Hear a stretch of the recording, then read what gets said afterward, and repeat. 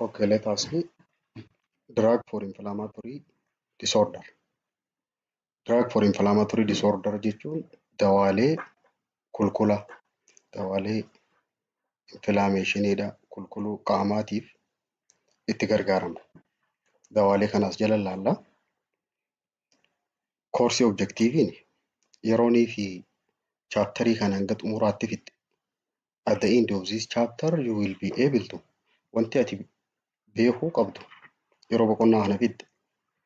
Describe mechanism of action, clinical indication, and the common adverse effect of antihistamine and non-steroidal anti-inflammatory drug. Dawaalee antihistamine jedhamanii fi dawaalee non-steroidal anti-inflammatory drug jedhaman akkaataa isaan itti dalagan, namoota isaan kennamanii fi side effect isaan kun qaban ni barta. List and classify medication used in treatment of gout. Dawaalee uric acidiin qaama keessatti ol ka'uutti wal'aanu. Dawaalee as jala qoodamanillee ni barta. Mechanism of action for each class of drug used in treatment of hyperuricemia and gout. Dawaalee gootii yookaan uric acidiin dhiiga namaa keessatti ol ka'uu kanatti wal'aannu akkaataa isaan itti dalaganii fi side effect isaallee tokko tokkoon barta. Jalqabamee introduction irratti inflammation jechuun kulkula yeroo jedhan it is normal protective response of body to tissue injury. Kulkulli kun uumamaan adeemsa qaamni tishuu miidhamte tokkoof deebisaa itti kennu. Isa saniin kulkula jedhama. Adeemsa uumamaati kulkulli kun.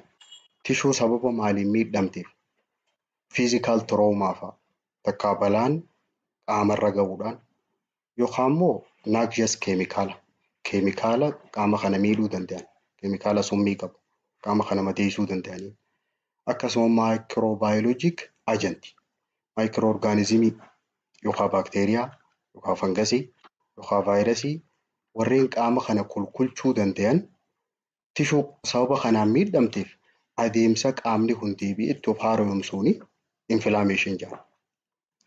Purpose of inflammation maali? Wanni qaamni kun kulkuluu fi tokkoffaa inactivate or destroy invading organism. Waan organismii qaama kana weeraru jira kana balleessuudhaaf ofirraa takka akka miidhaa isarra hin geessifne ofirraa ittisuudhaaf. Help to fight infection and clear pathogen. Dhukkuba kanaan loluudhaaf akkasumas waan dhukkuba fidaasan qaama keessaa qulqulleessuudha. Kaayyoon isaa inni jalqabaa. The second one is remove irritant. Irritant jechuun wantoota qaama kana kakaasanii akka hin fayyine dhorkan keessaa baasu. Eliminate harmful substance. Wantoota qaama kana miidhuu jiran sani that may interfere with healing akka qaamni kun hin fayyine ka dhorku jiraasan keessaa baasu. Inni sadaffaa set stage for tissue repair. Sadarkaa tishuun miidhamte takka irra deebitee itti ijaaramtu, irra deebitee itti fayyitu.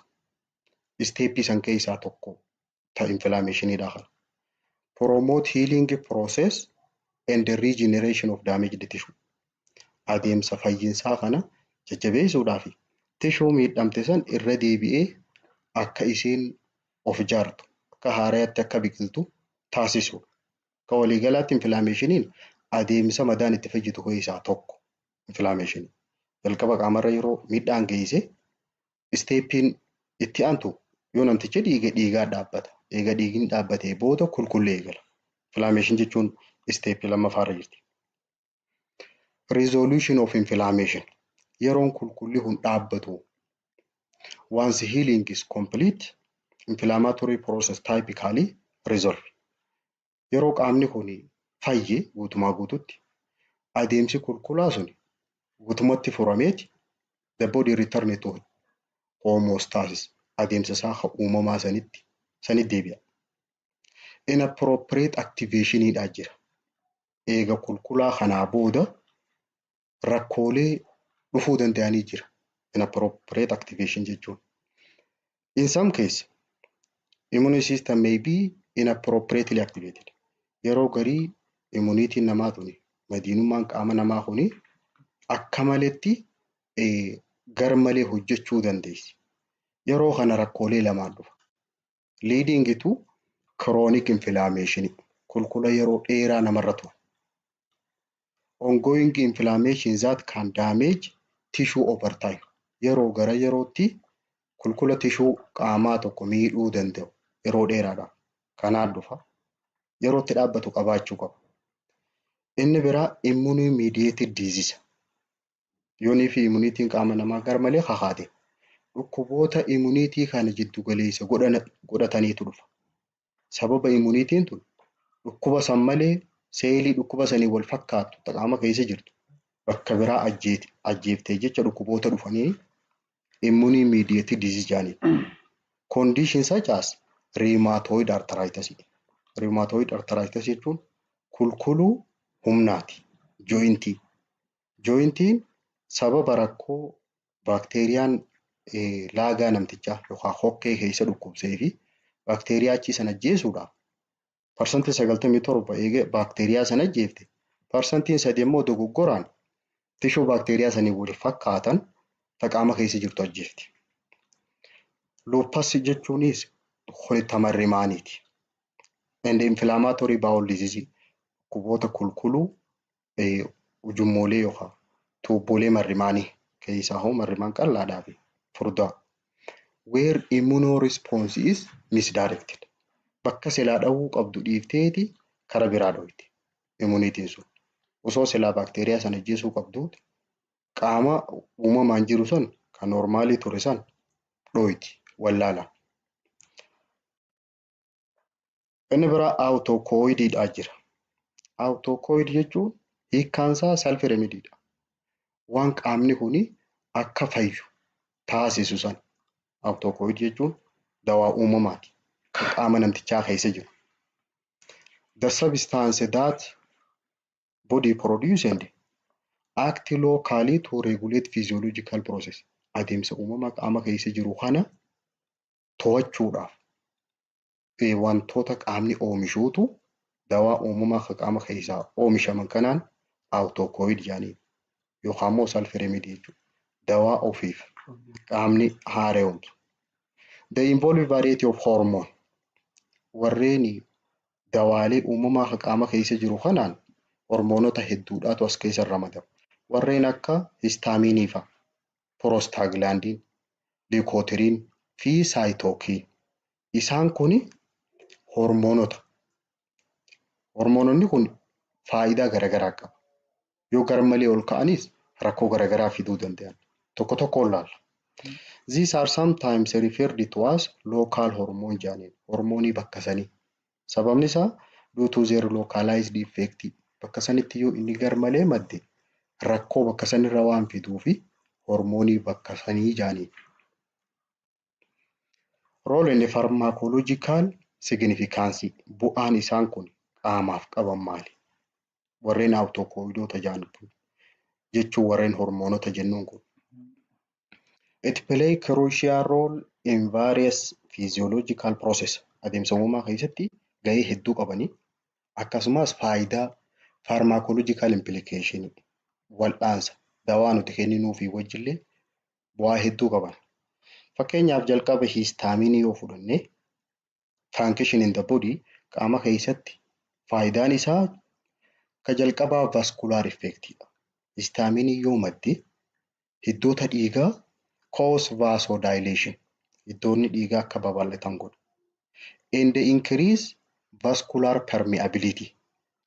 Hamma dhangala'aan dhiiga keessa jiru dhiiga keessaan achi qaxxaamuree gara qaamaatti achi bahuudha. Jechuun dhangala'aa tishuu jalatti gogaa jala walitti qabuu danda'a dhiita fida jechuudha. Leading to excess fluid accumulation in the tissue. Namni tokko yoo histaaminiin gar maleetti baay'ate rakkoolee kana fida. Inni biraa respiratory effect. Sirna hargansuu irratti wanni inni godhu. Faayidaan isaa it induce bronchospasms.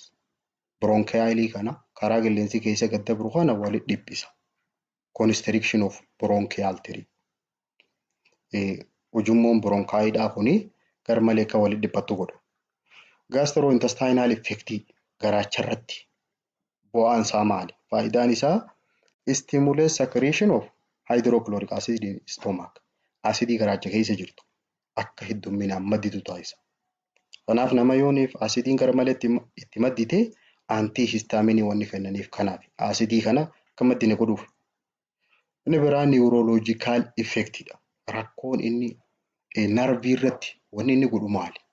Narvii irratti involve in wakefulness, hirriibaa dammaquu of beekuu kana. Akkasumas cognitive function akka sammuun tuni waa yaaddu taasisa. Sensory effect irratti qaamota miiraa irratti, gogaa irratti histaminiin hedduu yoo madde wanni dhufu induce itching and pain. Dhukkubbiidhaa fi nyaanyaachuu qaamni akkasii nyaanyaatuu fi akkasii dhukkubu godha. Role in allergic reaction.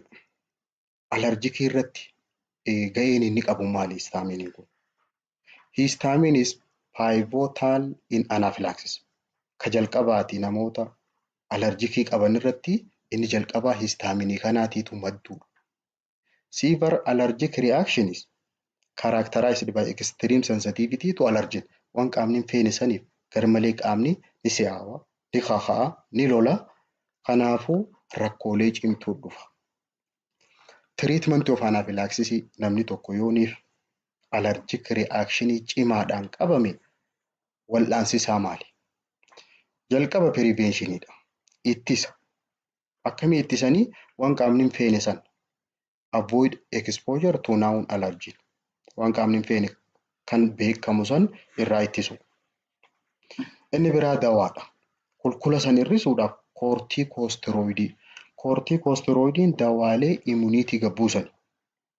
Occasionally administered to reduce inflammation. Kulkula kana hir'isuudhaaf illee ni kennama. Dabree yeroo garii. Inni biraa adrenaliini yookaan epinefriini. Epinefriinii kana wanni kennaniif histaminii kana faallaa isaa dalaga. Administer to counteract hypotension. Iddoota dhiigaa ni babal'isa jenne histaminiin. Yoo adrenaliinii kennine hypotensionii sanii ittisa. Akkasumas bronchospasmii sana deebisuu danda'a. Sababa histaminiin maddeef bronkaayiliin karaa qilleensi keessa gaddeemu kun walitti dhiphata. Dhiphina isaa san karaa kanaan furuu hin danda'amu. Dawaalee antihistaminii jennu mee haa laallu akkaataa isaan itti dalagan. Mechanism of action isaa. Akkaataan isaan itti dalagan antihistamines competitively block histamine 1 receptor. Receptoroota hedduu jira kan histaminii kana maddisiisu. Keessaahuu histamine 1dha cufa wajjin irra wal dorgomee dura bakka san qabata. Haala kanaani reducing or eliminating effect of histamine in the body. Bu'aa histaminiin qaama keessa fidu jiru kana karaa kanaan hir'isuu danda'a. They do not inactivate histamine. Garuu dura bakka receptara isaa san dura qabatan malee histaminii sanii dhaabuu hin danda'an. Senteesisii isaa, riiliisii isaa ittisuu hin danda'an. Oomisha isaatii fi bakka inni irraa gadhiifamu san ittisuu hin danda'an. Wanni isaan godhan dura bakka san qabatu. Histamine 1 receptor effectiin. Histamine 1 kun yooniif receptorri isaa kun yoo dura qabame wantoonni dhufuu danda'an. Jalqaba histaminii yerooniif madde wanni inni fidu vasodilation jenna. Iddoota dhiigaa babal'isuudha. Inni biraa itching qaama nama nyaata. Ende skin rash qaama irratti waa si faffaca'u. Bronchial smooth muscle contraction karaa hargansuudhaa kana bronchialii kana keessa maashaa karaa keessaatiin jiru isaa walitti dhiphisee qilleensi kana namaan seenne faa godhuu fi gastrointestinal tract contraction garaachi kun garmalee akka kottoonfatu taasisuudha. Histamine 1 kun effectiin isaa. Kanaaf namoota rakkoo kana qaban dawaalee histamine 1 receptorii kana block godhan itti kennina. Classification of antihistamine. Dawaaleen antihistamine jennuun kun bakka lamatti adda bahanii first generation dhaa fi second generation. warreen garee jalqabaa jala jiranii fi warreen garee lammaffaadhaati. First generation warreen jennuun chlorpheniramine, cyproheptidine, diphenhydramine fi dimenhydrinate, promethazine warreen jedhaman. Kana keessaa immoo heddumminaan kan nuti fayyadamnu diphenhydramine fi promethazine. Amalli isaan kanaa maali? It is more sedating. Hedduu sammuu waan seenuu danda'aniif nama raffisuu danda'a. It is sedating due to their ability to cross blood-brain barrier. Dallaa dhiigaa fi sammuu jidduu jiru sawwaan qaxxaamuruu danda'aniif isaan kun hedduu nama raffisuu danda'an. Second generation antihistamine warreen jedhaman cetirizine fi loratadine fa'a.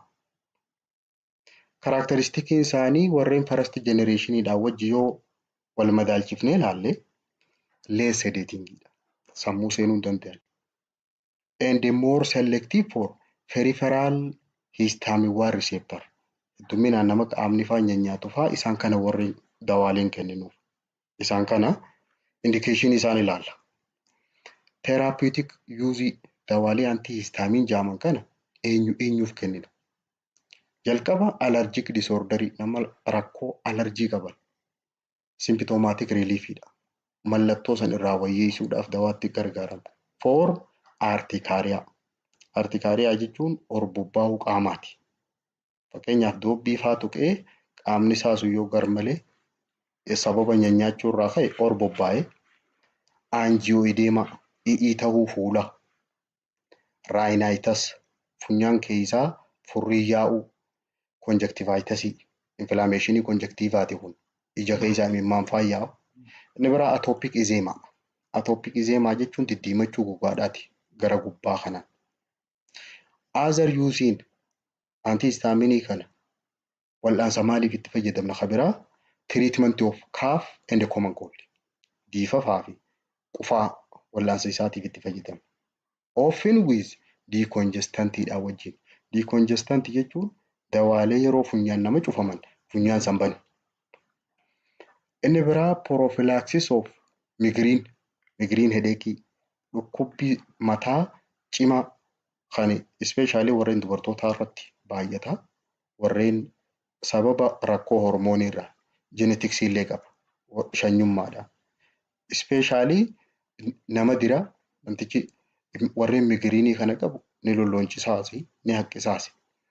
Especially ijoollee irratti yoo warri isaanii qabaate akka dhukkubbiin tun ittiin dhufneef prophylaxisiidhaaf antihistamine kana fudhatamu. For treatment of insomnia warreen hirriba dhabaniif illee akka wal'aansaatti itti kennamu. Maaliif nama raffisa waan ta'eef warreen hirriba dhabeef ni kennamaniif. Adverse effect isaa rakkoon inni hunfitu. Side effect isaa sedation nama raffisu. Fi drowsiness nama muyisiisu. Drowsiness jechuun nama muyisiisa. Mugaa nama godha. Tiredness and dizziness. Tiredness nama dadhabsiisa. Dizziness nama lafa nama marsiisa. Dry mouth qaba. Afaan nama gugguisa. And constipation sagaraan illee akka nama gugguytu godhu. Side effect isaa.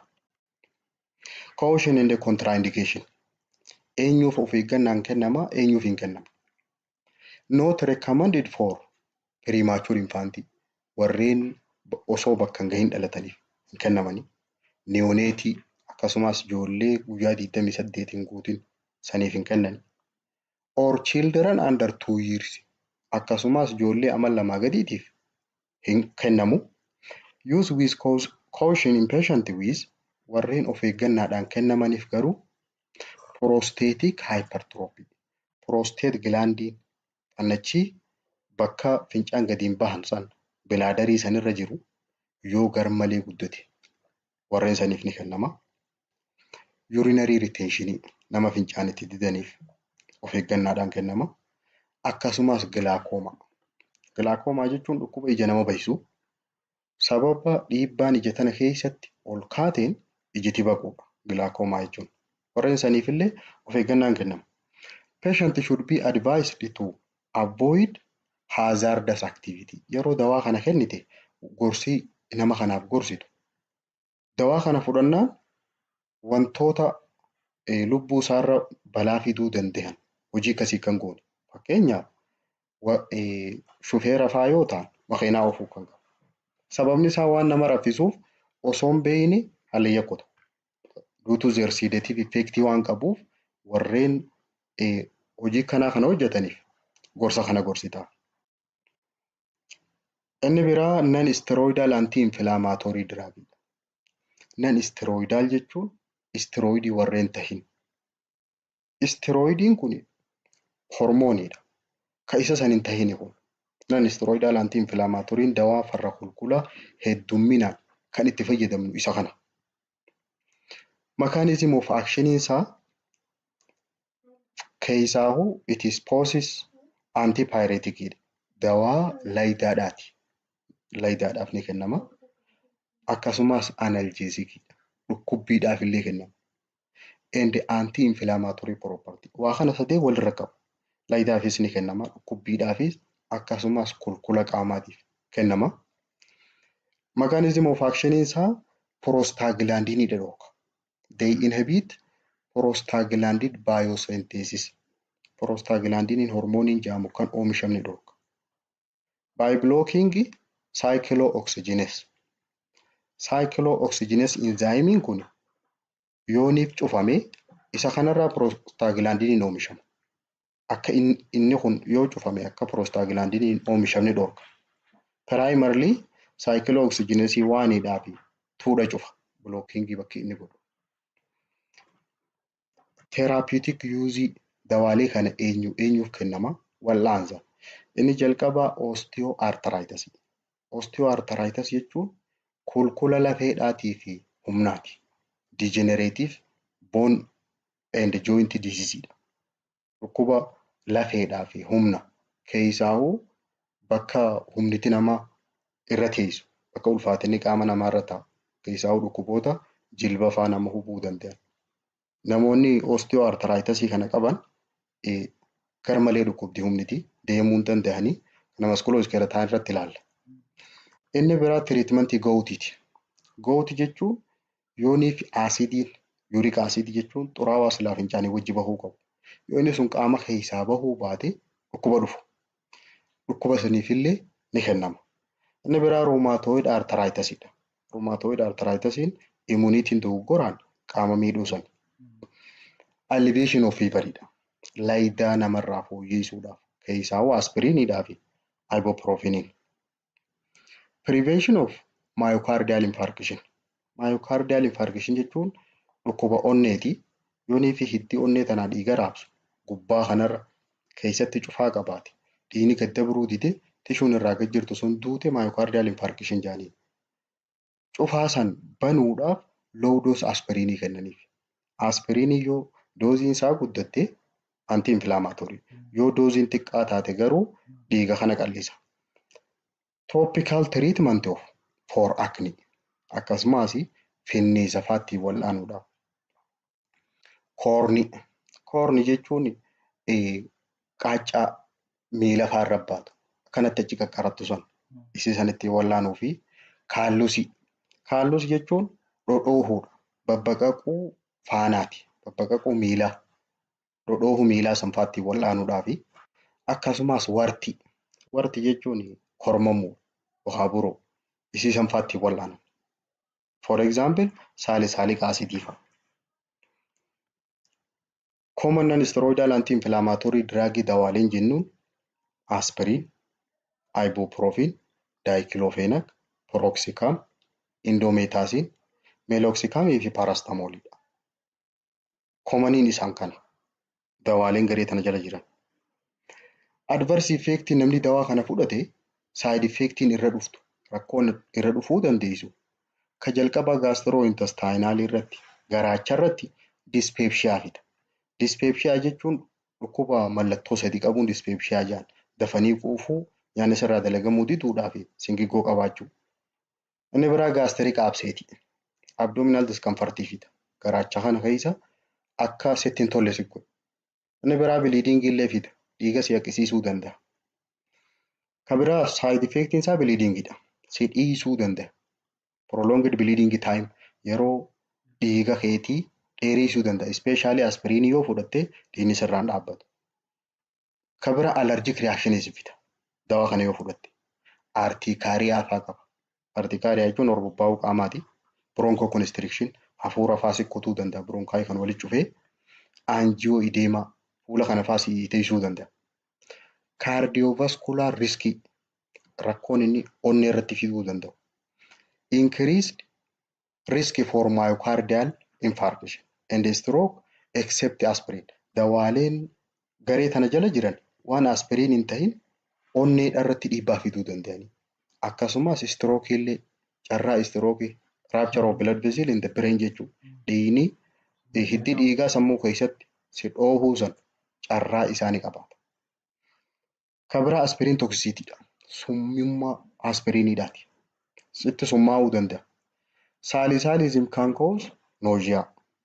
Summiin isaa kuni aspiriin jechuun asetaayil saalisaaliik asidiidhaan aspiriin jaaniin. Yoo inni kuni overdoosii sitte garmalee yoo heddummaate si lolloncisuu danda'a. Vomitingii fida si akkisiisa. Hyperventilationii hafuura akka jarjarsitu si godha. Respiratory rate ol kaasa. 28 ol guddisa. Headache fida. Mataa si dhukkubsa. Tinnitus gurri akkasitti iyyuu godha. Inni biraa parastamoolidha. Parastamool kana maqaan isaa kan biraa acetaminophen jaaniin. Acetaminophenin non-steroidal anti-inflammatory drugidha. Mechanism of actionin dawaa kanaa hundi wal fakkaata. Inhibit prostaglandin synthesis. Hormooniin prostaglandinii jedhamu kun akkan oomishamni dhoorka in central nervous system sammuu keessatti. Kan biraa antipyreticidha. Dawaa farra laydaati. And analgesic property qaba. Farra dhukkubbiidhaatis. But no anti-inflammatory effect.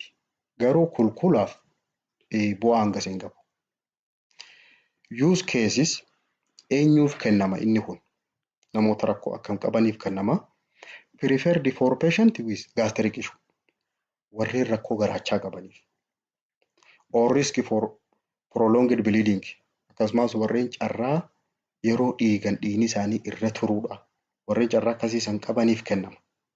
Aspiriin fa'aa yoo kenniteef nama garaacha kana solluisuu danda'uuf parastamool kennita. Safe for children with viral infection.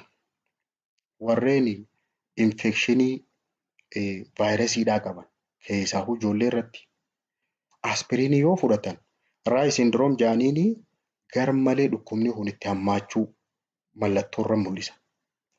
Kanaaf warreen inni sun hin kennamneefiif kennama. Adverse effectiin isaa side effectiin parastamoolidha.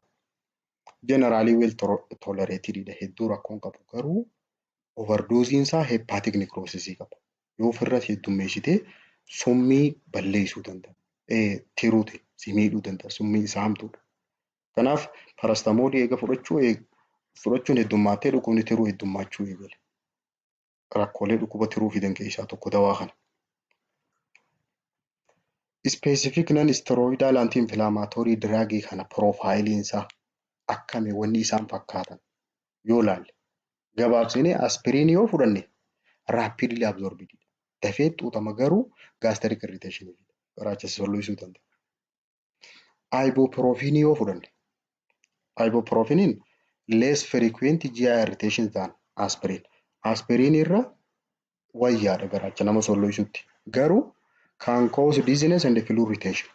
Lafa si marsiisuu danda'a. Dhangala'aa qaama keessa si hambisuu danda'a. Qaama si teessisuu danda'a. Diclofenac effective for chronic inflammatory condition. Nama qulqulla yeroo dheeraa irra ture. Saniif bu'aa buusa may cause GI distress. Rakkoo garaachaa fiduu danda'a kunis. Antihistamine and non-steroidal anti-inflammatory drugs. Dawaaleen kun lamaan shanyiin kun antihistaminitii fi dawaaleen non-steroidalii jedhaman kuni crucial in managing allergic reaction and pain or inflammation. Dawaan kun lamaan antihistaminiin allergikiidhaaf warreen allergikii qabaniif kennama. Non-steroidaliin garuu warreen dhukkubbiidhaaf qulqulla qabuuf kennama. Dawaan kun lamaan. Dawaaleen biraa steroidalidha. Steroidal anti-inflammatory drug. Karee funan steroidalidha. Istiroidaalii kana maqaan isaa kan biraa koortiikoosteroid jedhani. Dawaalee immuniitii namaa gabbuusan. Powerful anti-inflammatory agentidha. Dawaa farra kulkulaa sirriitti humna qabu inni kun. Used to suppress inflammation and allergic response and immune reaction. Waa kana sadeeniif kennina. Kulkula san dhaabuudhaaf akkasumas alerjikii isa jirtu san irraa dhaabuu fi immuniitii namticha garmalee immune mediated disease qabu san dhaabuudhaaf itti fayyadamu. Immuniitii namtichaa gabbuusu. They are effective in treating various conditions. Dhukkuboota hedduu wallaanuuf itti gargaaramna. Keessaahuu rheumatoid arthritis kan jennu. Kan biraa skin and eye inflammation. Kulkula gogaatii fi ijaa. And asthma. Asmii sababa immuniitii irraa dhuftu. Warreen kana wallaanuudhaaf hedduu bu'aa buusan dawaan kun. Immuniitii namtichaa gabbuusa garuu. Adverse effect isaa dawaa kana yeroo hedduu yoo fayyadamte rakkoon inni sirra fidu systemic effect qaba. Rakkoo qaama keessatti sirra fidu. Ka jalqabaa weight gainidha. Nama gabbisuu danda'a. Increased appetite nyaata sibbana. Osteoporosis qinxala keessa fida. Osoo deemtuu cabba. Lafeen tuni keessaan dhumaa deemti. Inni biraa hypertension fida. Dhiibbaa dhiigaa sitti ol kaasa.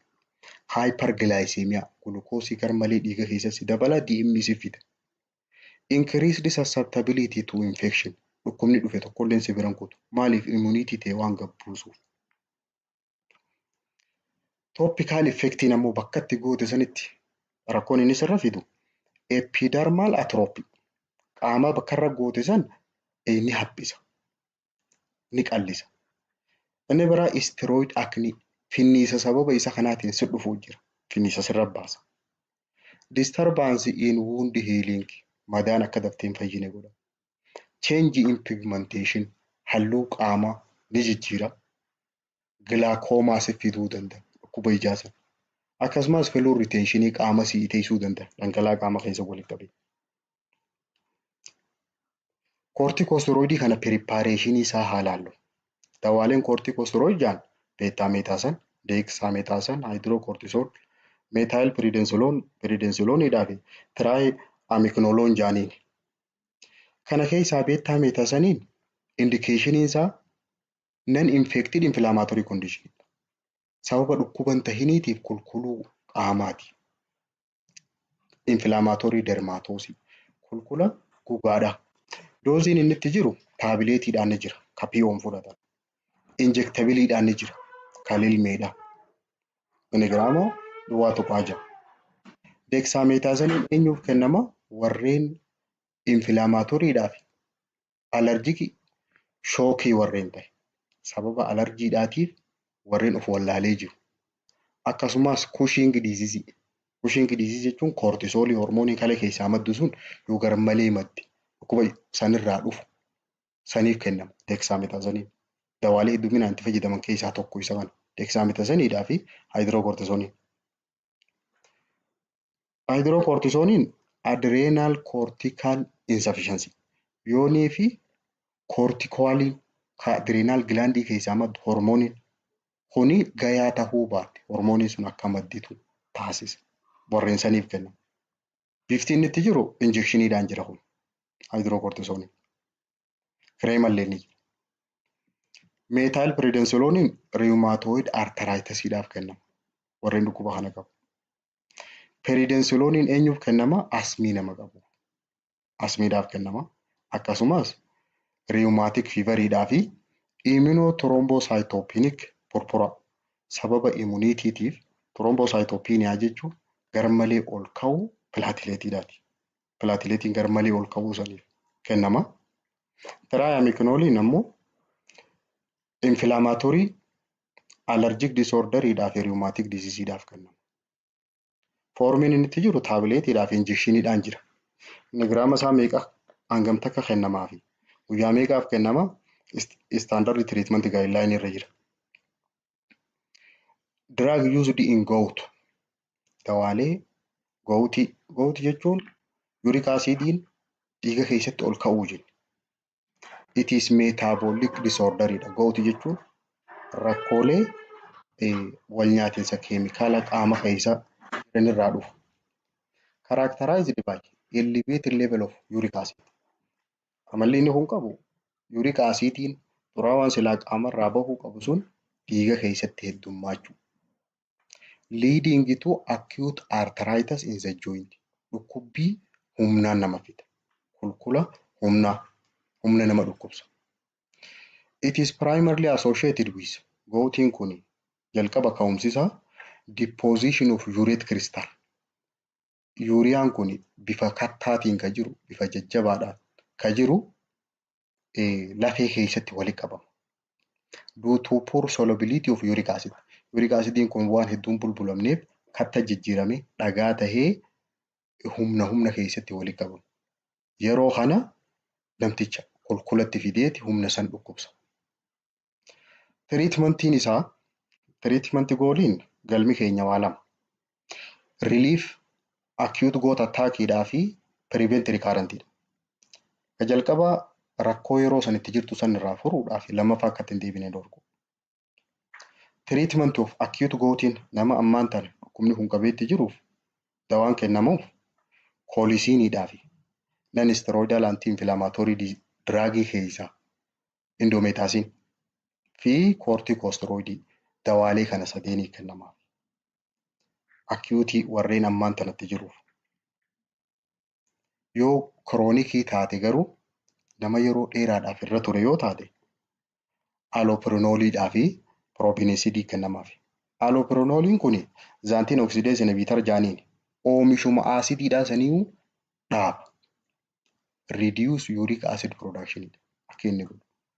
Zaantiin oksidees inhibitor jaaniin receptara inni irra dalagu. Aasidiin fincaanii wajji oomishamu sun akkan oomishamni dhorka.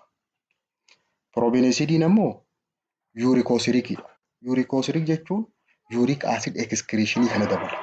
Heddumminaan gara alaatti akka bahu san godha. Medicationin koolisiin jenneen suni administered oralidha. Afaaniin kennama. Rapidly absorbed from GIT. Garaacha keessatti hedduu xuuxama dafee. Adverse effectiin isaa garuu namni dawaa kana fudhate diyaariyaa qaba. Yaasaa. Nausea, vomiting and abdominal pain qaba. Garaan ni dhukkuba, ni lolloonchisaas, ni haqqisiisaas. Rarely dabree wanni inni fidu hair loss fa'aa fida. Rifeensa fa'aa namarraa fida. Bone marrow depression. Dhufti lafeedhaa akka hin daleeni godha. Burning throat pain. Laagaa tana keessaa si gugguba. Bloody diyaariyaa fida. Dhiiga fa'aa siyaasa. Shookii fida. Osoo wallaalchisa. Hematuria. Fincaan keessatti dhiigni fa'aa mul'achuu. Akkasumas oliguria. Fincaan garmalee gabbuusuu fa'aa side effect isaa kana. Allopurinolin it is completely absorbed after oral administration. Egaa afaan hin kenname guutumaa guutuu xuuxama. Garuu dosage adjustment barbaachisa. Doozii namticha kanaaf hanga isaa gitu godhuudhaaf for renal impairment warreen rakkoo halee qabaniif. Adverse effectiin isaa rakkoon inni qabu generally well tolerated jechuun hedduu side effectiin qabu but may cause hypersensitivity reaction rakkoo allergikii fiduu danda'a. Immunity garmalee kakaasee skin rash fa'aa qaama irratti waasee faffacaasuu danda'a. Especially patient with renal dysfunction warreen rakkoo halee qaban irratti qaama irratti waa faffacaasuu danda'a. Propionisidin ammoo kan fincaaniin baasu sanii increase renal clearance of uric acid. Uric acidin fincaanii wajji akka gara alaatti heddumminaan bahuu godha. By inhibiting reabsorption.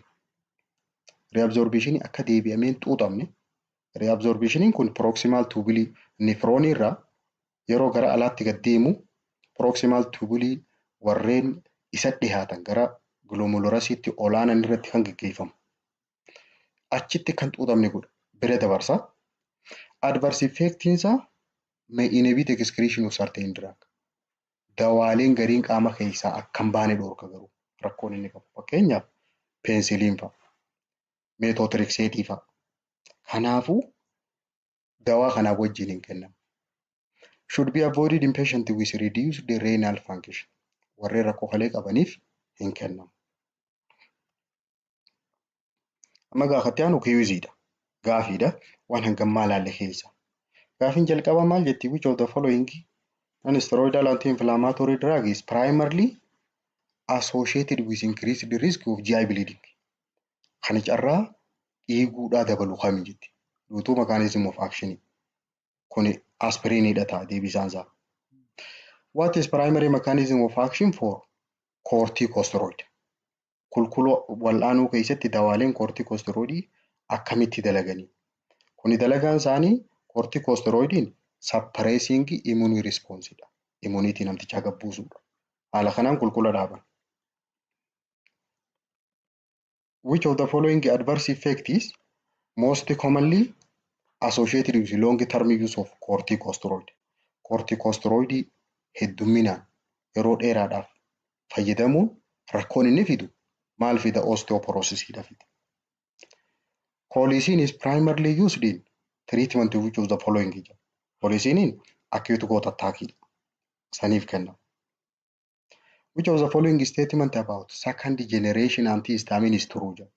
Second generation antihistamine ilaalchisee kamtu dhugaadha jaa?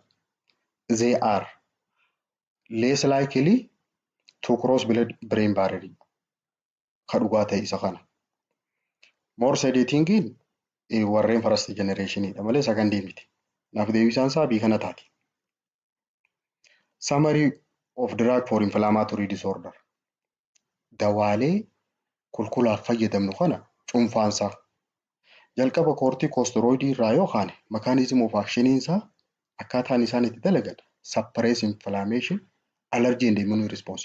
Sadeenu immunity gabbuusa. Akkasumas allergic reaction illee gabbuusa.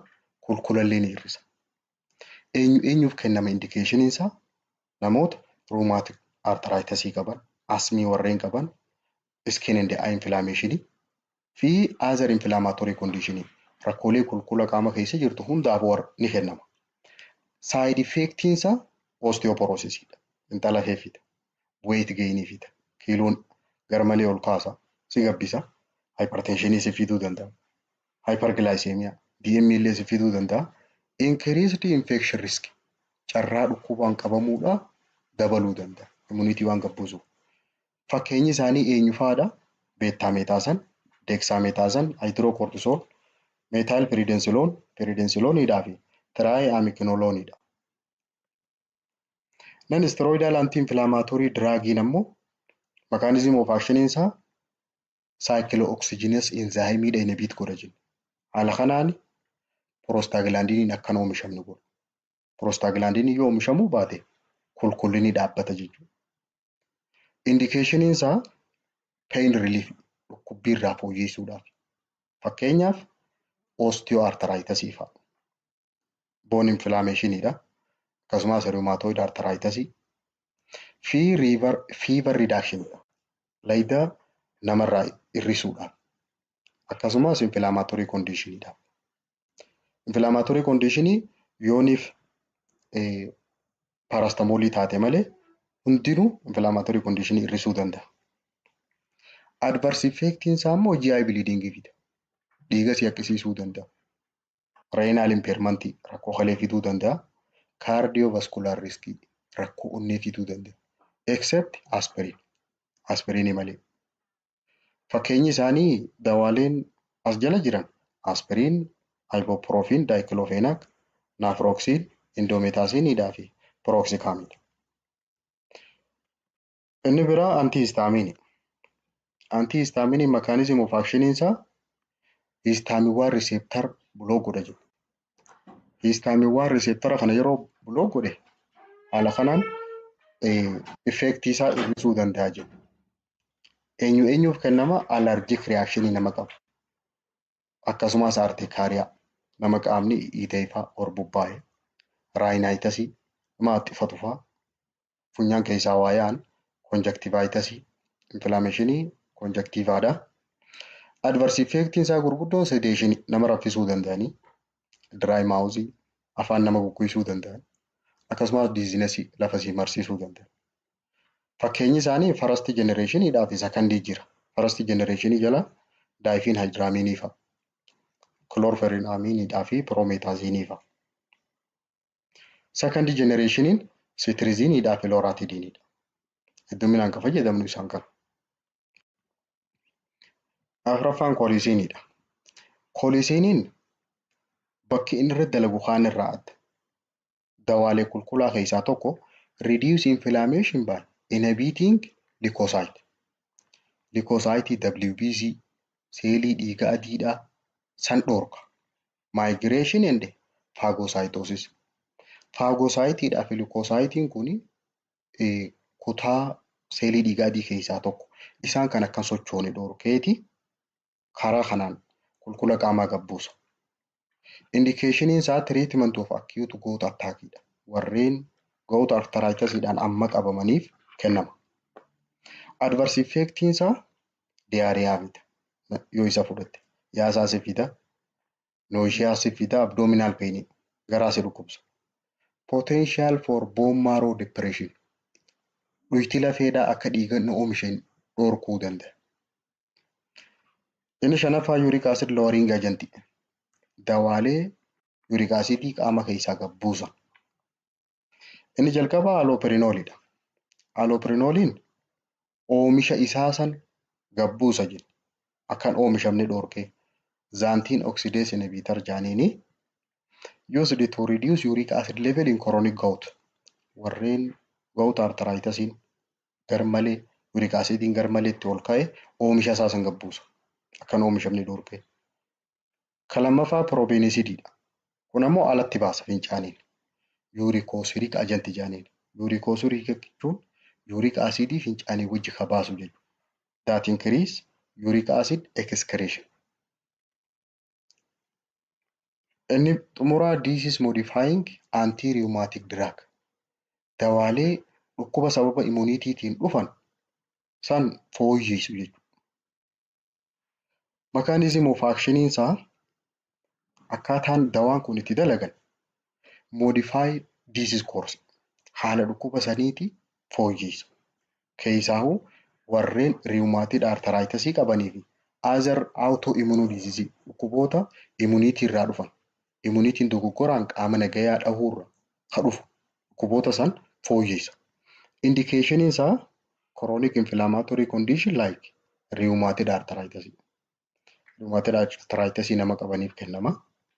Adverse effect isaa vary by specific agent. Dawaadhaa dawatti garagara. Garuu liver toxicity qaba. Yoo dawaa kana fudhatte tirosimiidha. Akkasumas bone marrow suppression. Dhiigni kan oomishamne dhoorka. Fakkeenyi isaa methotrexate fa'a. Sulfasalazine fi hydroxychloroquine fa'a. Kanaafuu dawaaleen anti-inflammatory drug jaaman isaan gammaa laalle kana boqonnaatti aantu itti fufu.